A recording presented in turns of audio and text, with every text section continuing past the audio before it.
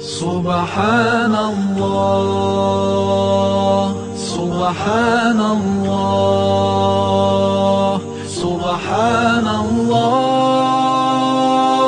سبحان الله سبحانك ربي سبحانك سبحانك ما أعظم شانك سبحانك ربي سبحانك سبحانك ما أعظم شانك